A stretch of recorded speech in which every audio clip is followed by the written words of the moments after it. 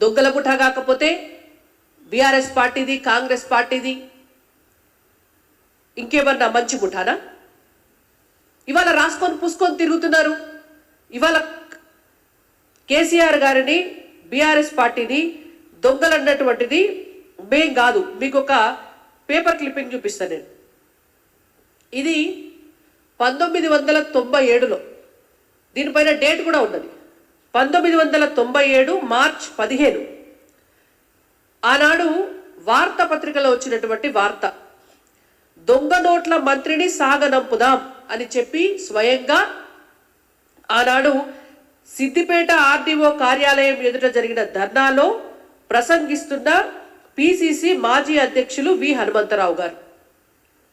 PCC మాజీ అధ్యక్షులు వి హనుమంతరావు గారు స్వయంగా సిద్దిపేట ఆర్డీఓ కార్యాలయం దగ్గర దొంగ నోట్ల మంత్రిని, ఆ రోజు దొంగ నోట్ల వ్యవహారము, అంతకుముందు దొంగ పాస్పోర్ట్ల వ్యవహారంలో కీలకమైనటువంటి భాగస్వామి, నిందితుడిగా ఆరోపణలు ఎదుర్కొంటున్నటువంటి కె చంద్రశేఖరరావు గారిని బర్తరఫ్ చేయాలి అని చెప్పి వారు డిమాండ్ చేస్తూ చేసినటువంటి ధర్నాకు సంబంధించినటువంటి పేపర్ క్లిప్పింగ్ అది.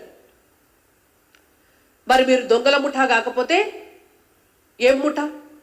ఇవాళ బయటకు వస్తే కాళేశ్వరం, ఇలా బయటకు వచ్చినాయి లిక్కర్ స్కాము, ఇంకా తవ్వుతే ఫోన్ ట్యాపింగ్, ఇట్లాంటి వాట్లలో ప్రతి దాంట్లో కూడా మీరు నిందితులుగానే ఉన్నారు. అన్ని స్కామ్లలో నిందితులుగా ఉన్నటువంటి అన్ని రాజకీయ పార్టీల నాయకులు కలిసి పెట్టినటువంటి ముఠానే ఈ దొంగల ముఠా. డీలిమిటేషన్కి వ్యతిరేకంగా ఒక కుట్ర చేసి ఒక అనిశ్చితి ఏర్పరచాలి అని చెప్పి ఒక పథకం ప్రకారం కూడా మీరు చేస్తున్నటువంటి పన్నాగాలు ఇవాళ ప్రజలందరికీ కూడా డెఫినెట్గా అర్థమవుతున్నాయి.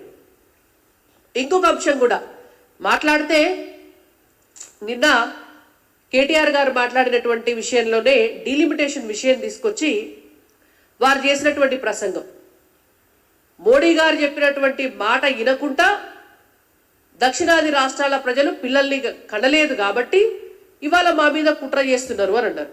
అసలు పిల్లల్ని కనద్దని, సంతానాన్ని పెంచుకోవద్దని, జనాభా తగ్గాలని భారతీయ జనతా పార్టీ ఎక్కడన్నా చెప్పిందా?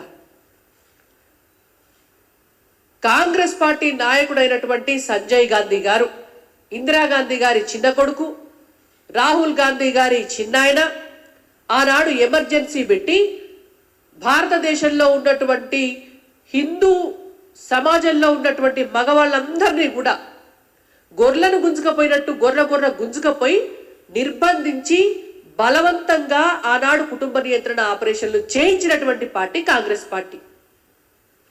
హమ్దో హమారా దో అని చెప్పి మాట్లాడినటువంటి పార్టీ కాంగ్రెస్ పార్టీ. ఆ నినాదాన్ని తీసుకొచ్చి వాళ్ళ భారతదేశంలో జనాభాను నియంత్రించినటువంటి party Congress party. Bharatiya Janata party చేసిందా? మీరు ఒక పాలసీ తీసుకొచ్చినారు, జనాభాను నియంత్రించాలి అని చెప్పి జనాన్ని బలవంతంగా కుటుంబ నియంత్రణ ఆపరేషన్లు చేయించినారు. ఇవాళ మీరు తీసుకొచ్చినటువంటి పాలసీలో భారతదేశంలో ఉన్నటువంటి అన్ని రాష్ట్రాల జనాభా కూడా తగ్గింది. ఇవాళ మీరు ఎక్కువ జనాభా ఉన్నటువంటి రాష్ట్రాలతో పోల్చుకొని దక్షిణాది రాష్ట్రాలకు కావాలని అన్యాయం చేస్తున్నారని మాట్లాడుతున్నారు. ఇవాళ ఎక్కువ జనాభా ఉన్నటువంటి రాష్ట్రాలలో కూడా గతంలో అంతకంటే ఎక్కువ జనాభా ఉండే. అక్కడ 100 మంది ఉంటే వాళ్ళు 70 మందికి వచ్చినారు. మనం 50 మందికి ఉంటే 30 మందికి వచ్చినాం. ఇప్పుడు ఆ 70ని 30ని పోల్చి అక్కడ జనాభా ఎక్కువ ఉన్నది, ఇక్కడ తక్కువ ఉన్నది అంటే అది తప్పు. అక్కడ గతంలో కూడా పెద్ద విస్తీర్ణం ఉన్నటువంటి రాష్ట్రాలు ఎక్కువ జనాభా ఉన్నది, వాళ్ళు తగ్గినారు, మనము తగ్గినాం. ఇవాళ మొత్తం మీద ఈ పాలసీయే నరేంద్ర మోడీ గారు తెచ్చినట్టు, లేకపోతే దక్షిణాదికి అన్యాయం చేయాలని వారేదో ప్లాన్ చేస్తున్నట్టు మీరందరూ ఎన్ని కుట్రలు చేసినా ఇవాళ మీ కుట్రలు చెల్లుబాటు కావు. అసలు ఒక నిర్ణయమే జరగకుండా, ఒక సమావేశమే లేకుండా, ఒక అఖిలపక్ష సమావేశము జరగకుండా, దాని విధి విధానాల రూపకల్పనే రాకుండా బయటకి ఎట్లా చేస్తాము డీలిమిటేషన్ అనేటువంటిది ఒక ఎజెండానే మన ముందుకు రాకుండా మీ ఇష్టం వచ్చినటువంటి కథలు అల్లుకొని కల్పిత కథలు చెప్పి ఇవాళ ప్రజల లోపల లేనటువంటి విషబీజాలు నాటాలని చూస్తున్నటువంటి పార్టీలు తెలంగాణ రాష్ట్రంలో ఉన్నటువంటి కాంగ్రెస్ పార్టీ, తెలంగాణ రాష్ట్రంలో ఉన్నటువంటి బీఆర్ఎస్ పార్టీ కూడా వీళ్ళు చేస్తున్నటువంటి కుట్ర ఇవాళ ప్రజలందరూ కూడా గమనిస్తున్నారు. పార్లమెంట్ ఎన్నికలకు ముందు కూడా వీళ్ళు ఇట్లాంటి కుట్రనే చేసినారు.